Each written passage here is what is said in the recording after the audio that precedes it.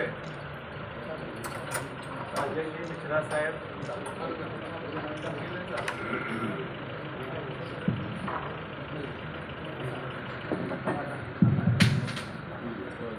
आदरणीय मंत्री महोदय अजय जी मिश्रा साहेब, लोकसभा प्रवास योजनेच्या कार्यक्रमाअंतर्गत सातारा जिल्ह्याच्या दौऱ्यावर आलेले आहेत. कालच्या दिवसभरामध्ये नायगावला साहेबांचा दौरा झाला आणि त्यानंतर देवटीला जलजीवन मिशन अंतर्गत झालेल्या योजनेच्या भूमिपूजनाच्या निमित्तानं साहेब उपस्थित राहिले. आज दिवसभरामध्ये चाफळला साहेबांचा एक दौरा होणार आहे. त्यानंतर उंबरजला एक भेट आयोजित करण्यात आलेली आहे. कोरेगावला लाभार्थी मेळावा देखील पक्षाच्या माध्यमातून आणि स्थानिक हितचिंतकांच्या माध्यमातून आयोजित करण्यात आलेला आहे. पक्षीय पातळीवरच्या काही संघटनात्मक बैठकी देखील साहेबांच्या मार्गदर्शनाखाली अध्यक्षतेखाली होणार आहेत. आज मी सगळ्या माझ्या पत्रकार बांधवांचं मनापासून या पत्रकार परिषदेसाठी स्वागत करतो आणि आपण जे आजपर्यंत सहकार्य भारतीय जनता पार्टीला आणि आम्हाला केलेलं आहे त्याच्याबद्दल आपले आभार मानतो. मी आदरणीय मंत्री महोदयांना विनंती करतो की आपण सभेला संबोधित करा.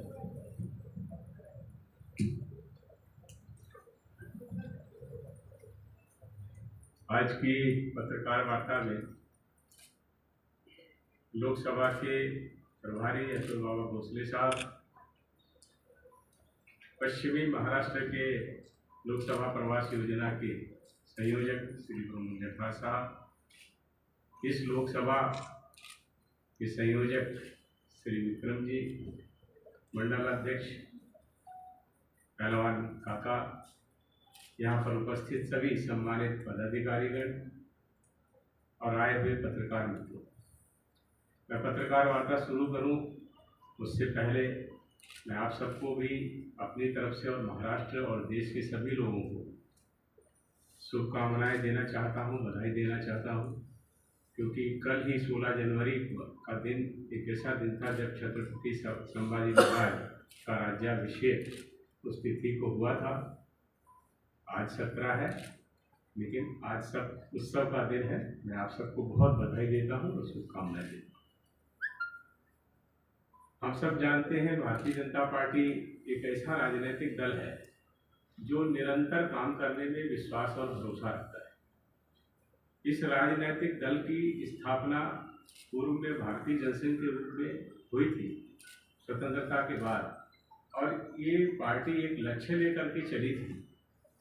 वो लक्ष्य ये था कि हमारे देश में रहने वाले सभी जाति और धर्म के लोगों के जीवन में एक सकारात्मक परिवर्तन आए, उनका जीवन अच्छा हो, जीवन जीने की सामान्य जरूरतें पूरी हो, उसके साथ साथ जीवन जीने की आम सुविधाएं बढ़े, भारत की सीमाएं सुरक्षित हो, भारत की आर्थिक, सांस्कृतिक और ऐतिहासिक पहचान को पुनर्स्थापित किया जाए.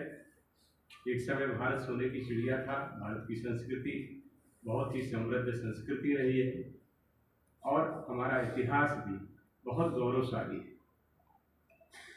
हम उन लक्ष्यों को लेकर के इसलिए चले थे क्योंकि उस समय जो सरकार चुन के आई उसकी प्राथमिकी में ये विषय नहीं थे. उसी को लेकर के इस राजनीतिक दल का गठन हुआ और हमने उस प्रत्येक समस्या को, जहाँ सामाजिक क्षेत्र, आर्थिक क्षेत्र, बौद्धिक क्षेत्र, सांस्कृतिक क्षेत्र, भौगोलिक क्षेत्र में चुनौती थी, ऐसी सारी समस्याओं को इस राजनीतिक दल ने अपने एजेंडे में लिया था. और तब से निरंतर हमारा ये प्रयास है. उस समय तो ऐसा था जब चुनाव जीतने की दूर दूर तक संभावनाएं नहीं होती थी, लेकिन हमारे कार्यकर्ताओं ने लगातार परिश्रम करके, लाखों कार्यकर्ताओं के त्याग और बलिदान और उनके काम करने के समर्पण, पार्टी के प्रति और राष्ट्र के प्रति जो उनका समर्पण था, उस दृष्टि को देखते हुए आज हम पूरी दुनिया के सबसे बड़े राजनीतिक दल के रूप में स्थापित हुए. ये इसीलिए संभव हुआ क्योंकि ये निरंतर काम करने वाला एक राजनीतिक दल है. उसी क्रम में मेरा लोकसभा प्रवास योजना भी है. आप सबसे मिलने का अवसर मुझे कार्यकर्ता के रूप में पार्टी के कार्यक्रमों में हम सभी जुड़े होते हैं, हम लोगों को मिला है।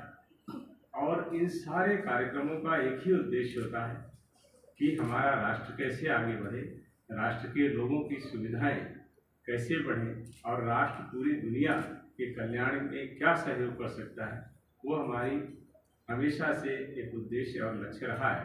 देश के अंदर की समस्याएं चाहे वो धारा 370 हो, हमारे बहुत सारे ऐसे धार्मिक ऐतिहासिक स्थान हैं जिनका पुनरुद्धार करके पुनर्स्थापना करना, ऐसी ऐतिहासिक भूलों को सुधार करना, उसके साथ साथ हमारी भौगोलिक सीमाएं सुरक्षित हों, सांस्कृतिक विरासत का प्रचार और प्रसार हो, और उसके साथ ही ये देश एक समृद्ध शक्तिशाली राष्ट्र इस रूप में नहीं कि हम भौगोलिक या आर्थिक विकास ही चाहते हैं, इस रूप में हो कि हम सेवा के द्वारा भारत का स्थान पूरे विश्व में वसुधैव कुटुंबकम की भावना से बनाना चाहते हैं। उसी दृष्टि से हम लगातार काम करते हैं। उसी के दौरान आपसे मिलने का अवसर मिला। आप सबका बहुत बहुत धन्यवाद। आप अपनी तरफ से कुछ पूछना चाहेंगे? ये 17 जो लोकसभा है, तो पहले से वो कांग्रेस और राष्ट्रवादी का गढ़ माना जाता है, और पिछले कुछ साल में शिवसेना का इधर जो आपका युति का उम्मीदवार है वो रहता था, लेकिन अभी पहली बार आपने जो अभी दौरा आपने चालू किया है, क्या प्लानिंग चल रहा है अपना भाजपा का? देखिए, कोई भी राजनीतिक दल हो उसका प्लानिंग यही होता है कि वो सीट हमको जीतना है, और महाराष्ट्र विशेषकर हम सब के लिए बहुत ही एक महत्वपूर्ण प्रदेश है। सतारा सहित महाराष्ट्र की सभी सीटें भारतीय जनता पार्टी और एनडीए जीते, इस लक्ष्य को लेकर के हम काम करें। सर, ये 17 लोकसभा एनसीपी का पहले से ही मजबूत संगठन रहा है। अब कल से 17 लोकसभा में आपको कैसा माहौल लगा बीजेपी के बारे में? देखिए, भारतीय जनता पार्टी के संगठन से मजबूत किसी भी राजनीतिक दल के पास कहीं पर भी कोई भी संगठन नहीं।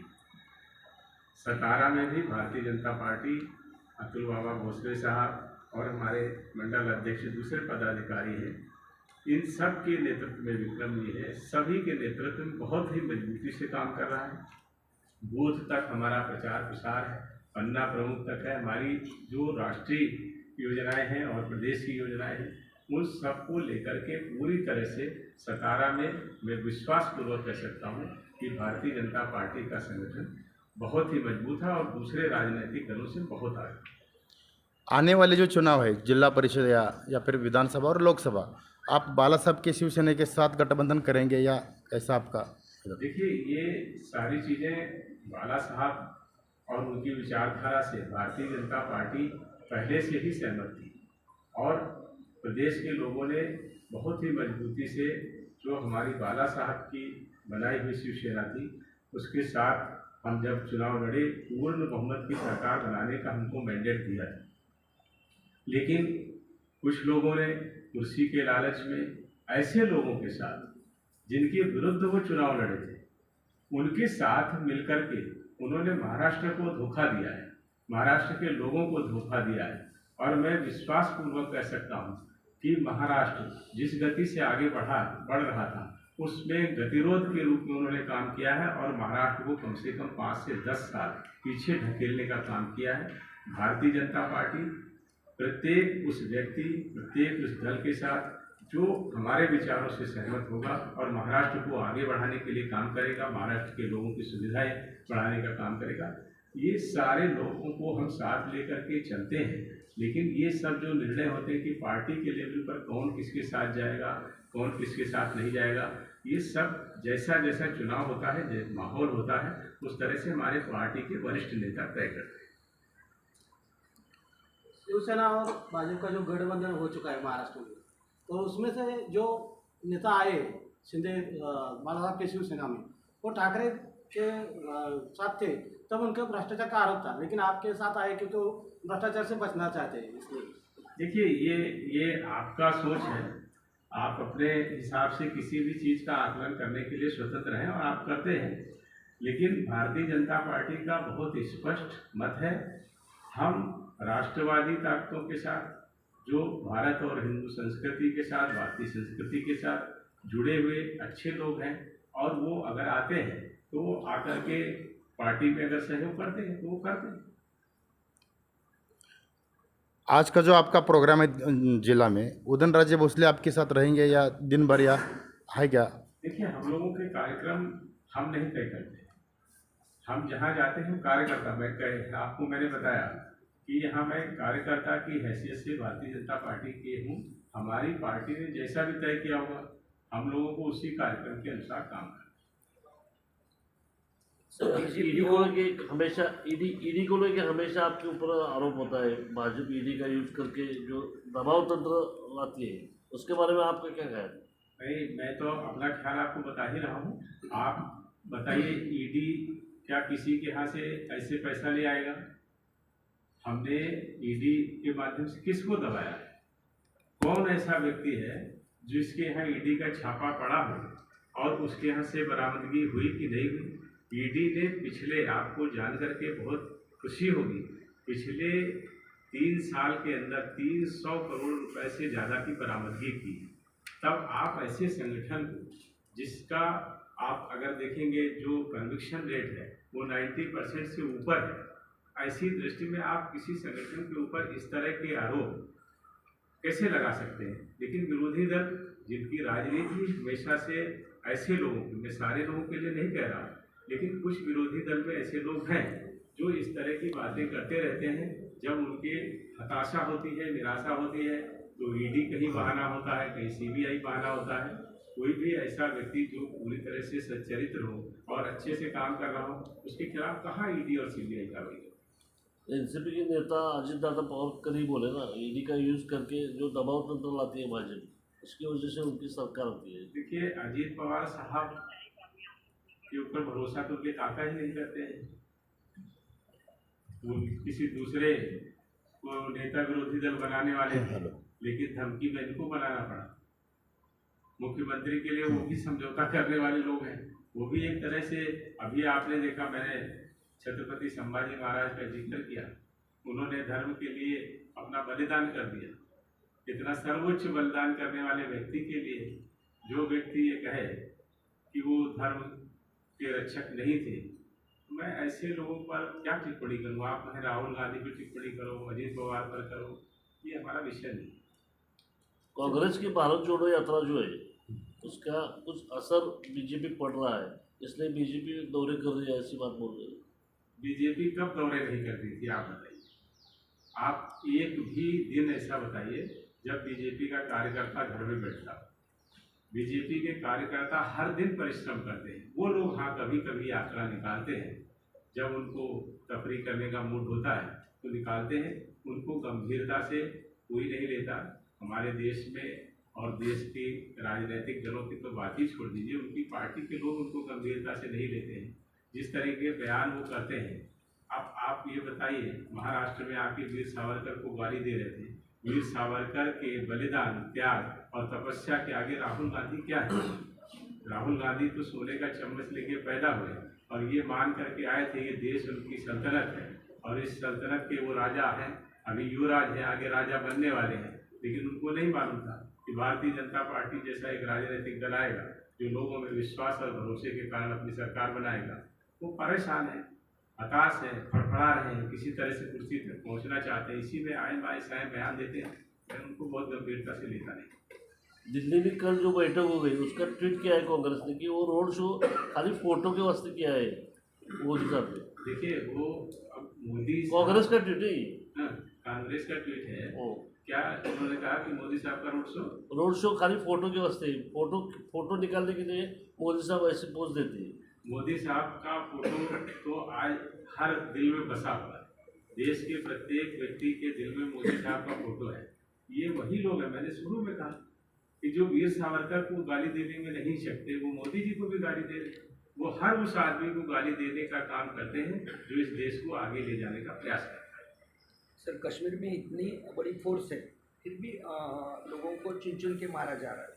ये आतंकवाद काबू में नहीं आया?